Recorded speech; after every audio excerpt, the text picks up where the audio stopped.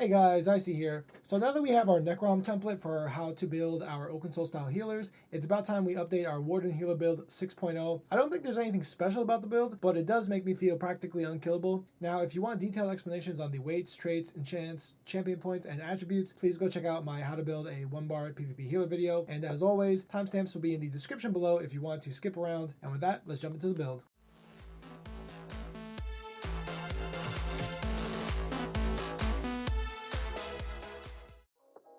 Alright, so here's the build. We are of course running Oakensoul in our ring 2 slot, a 1-piece Mighty Chidons for the extra armor in our shoulders. Instead of a mitigation set, we are running Wretched Vitality on our body as our sustain set, and Daedric Trickery on our weapons and jewelry as our selfish set. Alright, now let's talk a little bit more about these sets, starting with Wretched Vitality.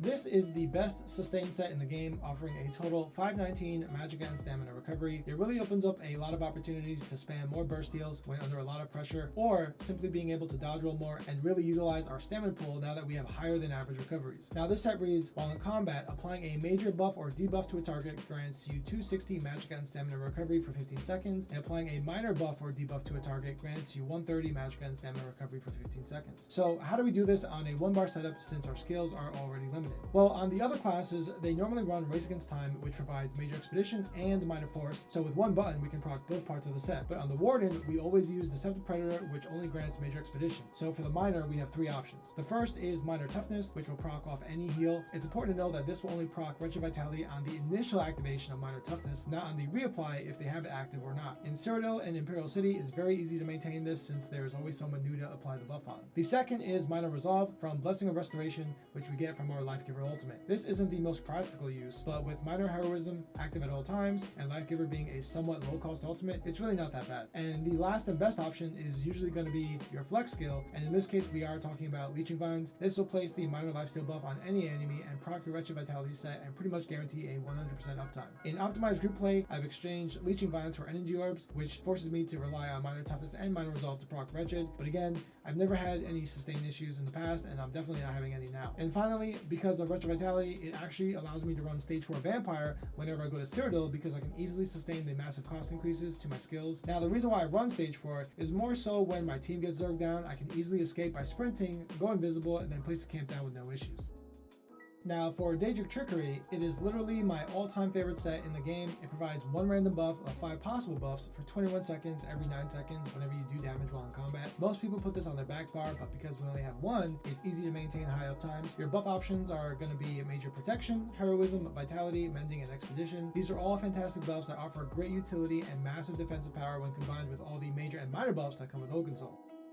And saving the best for last, Oakensoul. It's been about 1 full year since this mythic came out and I still haven't taken the ring off. It provides a lot of major and minor buffs that you would normally need to maintain in regular 2-bar builds, but because we no longer need to play mini games with our buffs, we can truly enjoy the game and focus on other things like healing and situational awareness. Now, of course, the real question is, why aren't I running support sets? Well, this is my default build whenever I go PvP. I will usually wear this if I'm 2vxing, Zerg surfing, or playing with friends casually. I typically only wear support sets when I'm playing with an optimized group. I'll give you one quick example, which is subbing out Daedric Trickery for Arcasis, and since this set already has a line of armor, I also replace Mighty Chidons for Magma Incarnate to help boost my recoveries. I usually don't have to run Rallying Cry or Powerful Assault since the damage dealers will do that, and Spell Power Cure will go on the 2-bar healer in the group, so Arcasis is the next best option for the Ultra.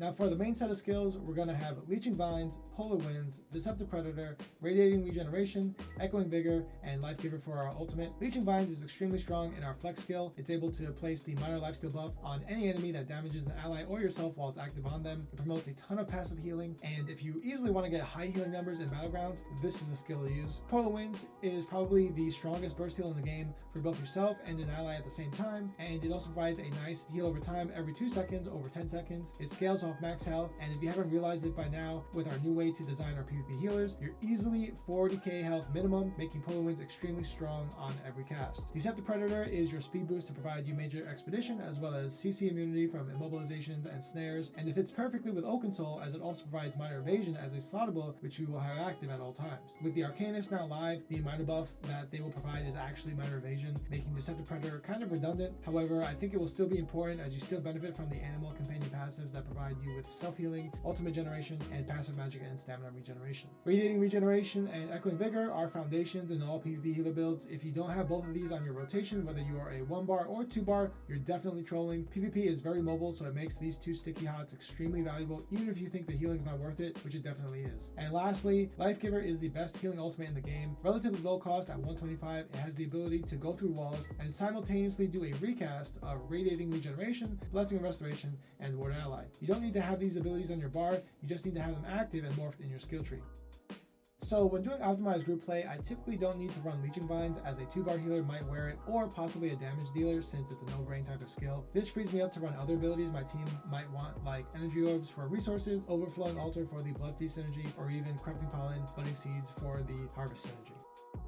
For champion points in the Warfare tree, I normally run Resilience since I don't wear any pieces of Impen, Fighting Finesse to synergize with Major Prophecy and Minor Force, which is nicely provided by Oaken Soul, Swift Renewal to help boost our 3 sticky hots, which are Polar Winds, Radiating Regeneration, and Echoing Vigor, and Duelist Rebuff, because if anyone is going to kill us, it'll be a Nightblade, not from 1, but more so 5 or 10 of them. For optimized groups, I'll usually swap out Duelist Rebuff for Focus Spending to help boost Polar Winds and Life Giver. For the fitness tree, I normally run Celerity because I love being fast, Pain's Refuge since we don't have any cleanse abilities, the debuffs just stay on us, so we might as well utilize them. Slippery, I'm not sure if they ever fixed the break free bug, but I've been using this for the last few months just to be safe, and it really comes in handy when I'm low on stamina while being zerged down and need to break free and actually get a free one in the tank to survive a little longer. And lastly, Spirit Mastery, I'm really good at rezzing people and some of my friends die a lot, so I've been using this a lot lately. No regrets. And for optimized groups, I'll usually swap out Spirit Mastery for Survival Instincts, which I wasn't even aware about until my buddy King Nar told me about this. It's been working out really well since I only have to rely on stamina recovery to regain my stamina, so this helps reduce my cost to roll dodge, break free, and sprint, which is really nice.